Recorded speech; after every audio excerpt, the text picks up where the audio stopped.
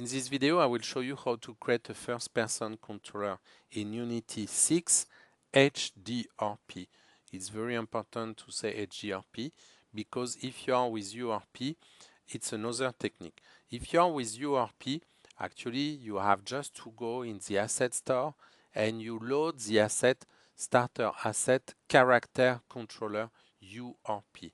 This one allows you to create a first-person controller or third-person controller.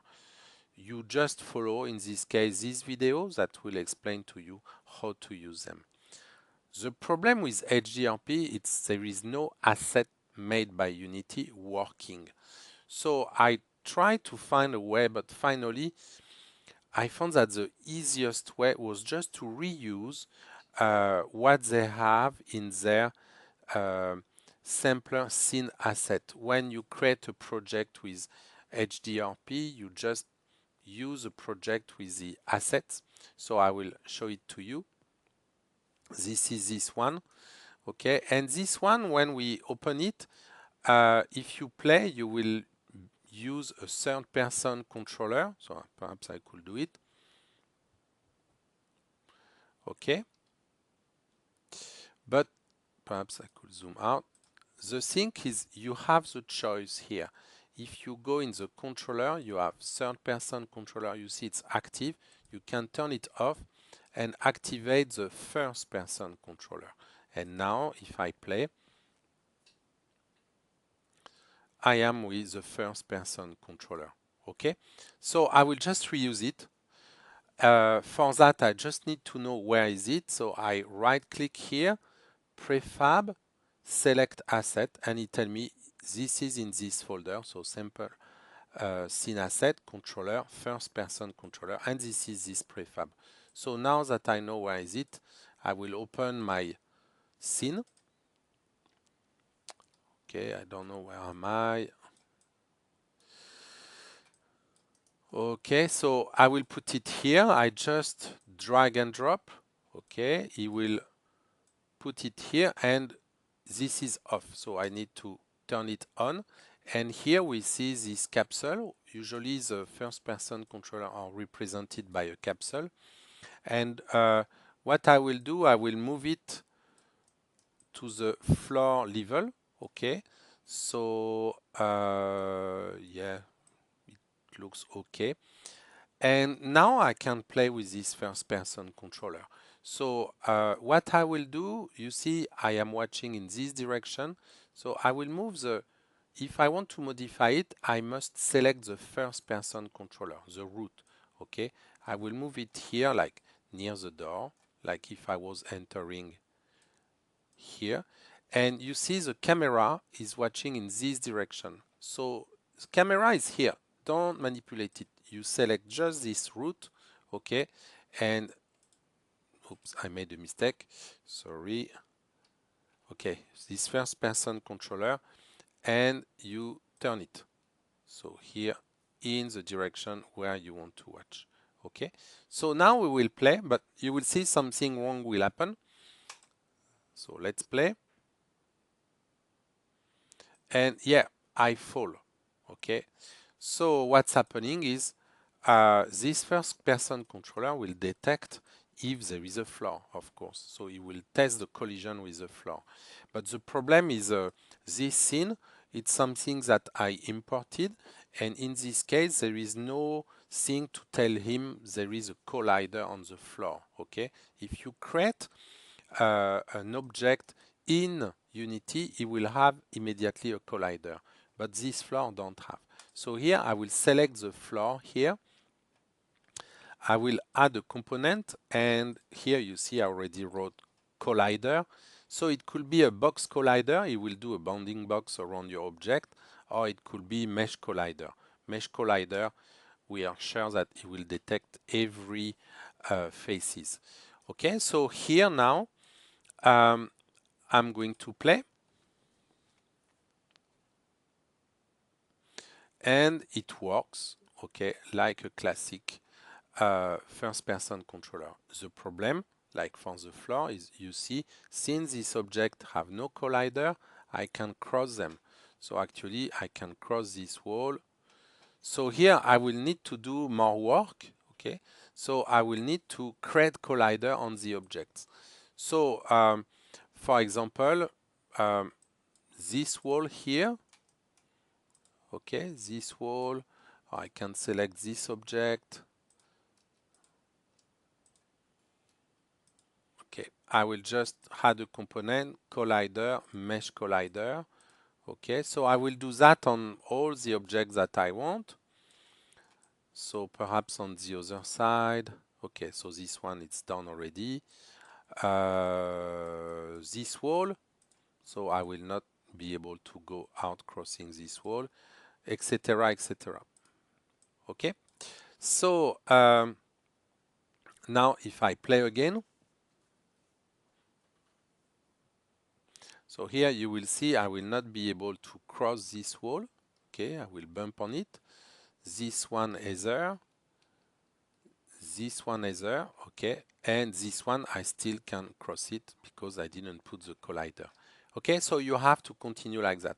Sometimes, for example, here, do I need to create a collider on every object?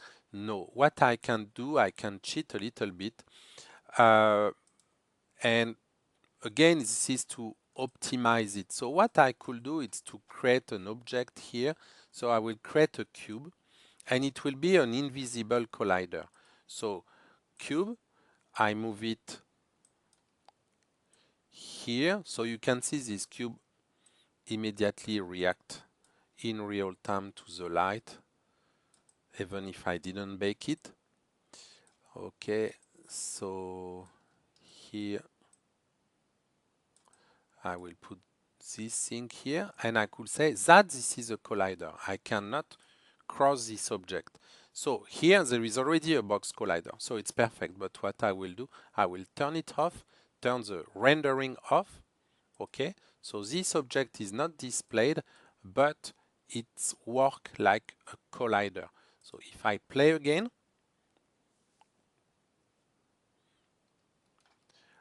I will not be able to enter in this space. This chair I should be able to cross it, here you see, okay, but here I cannot enter here because of my new collider.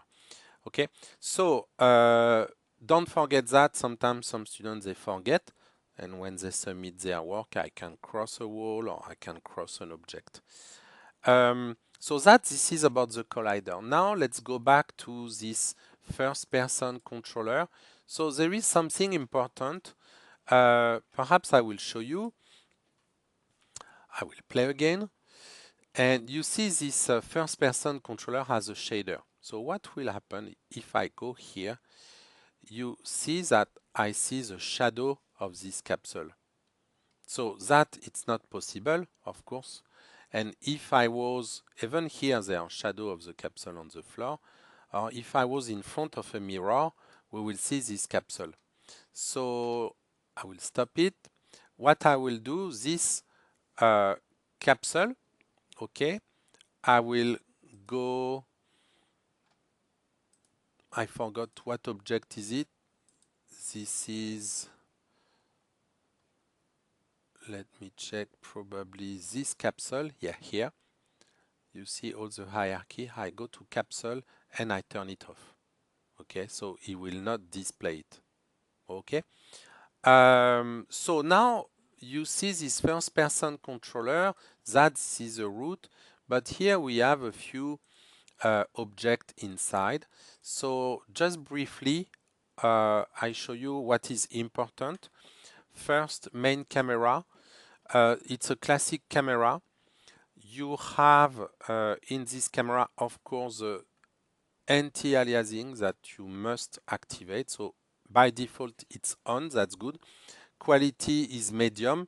Could be high quality, low sharpening mode. You can use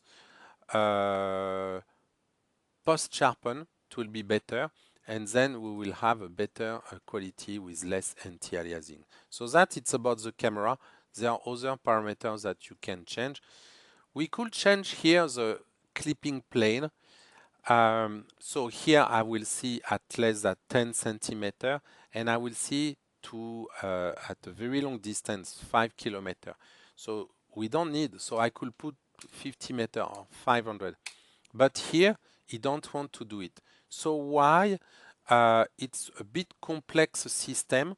If you want to modify this clipping plane, um, we have to go, if I remember, in the, let me think. Yeah, in the player follow camera, and this is here. I will change to 500. Okay. What else? So since we are in this player follow camera, here we have body, and that this is the information about how high is the camera. Okay, so here you could change this position, shoulder offset, to put the camera higher or lower. Okay, you see if I change this position. Okay, so here I will put 0. Okay,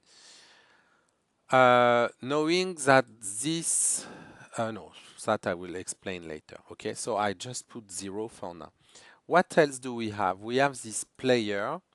So this one is very important. So here, this is more the behavior of your player, like the speed, when he move, when he sprint, the rotation, the jump high. So let's try it. What I can do is to play it and modify it when I am in the game mode. So here, the walking for me is fine. Let's try the running. Running is perhaps a bit fast. So sprint run I can change to 7. Okay. The rotation, I find the rotation is a bit slow. Okay. So for example, if you play, sorry, with a first person shooter, we like to have a fast rotation. So here we can change that again. So rotation speed, why not? I will put 2. Uh, the jump is for me, so here rotation is better. The jump is for me a bit too high. Okay.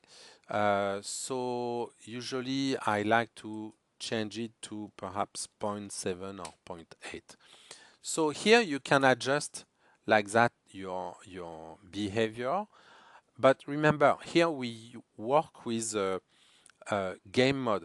So what I changed, it will not save it when I will stop the game mode. So I have to remember it was 5, 7 to 10 and zero point 0.7. Okay, so here I will change it 5, 7 to 10 and zero point 0.7. Okay, so now I have my good parameter. What else do we have? Um, if I go, yeah, here, if I stay in player, something super important, this is the slope limit. So that this is if you have a slope, if the slope is more than 45 degree, your character will not be able to climb it. Okay, so in this scene, of course, the ground is flat, so it's not an issue. So you just readjust. Step offset, it's how high are the steps that you can climb.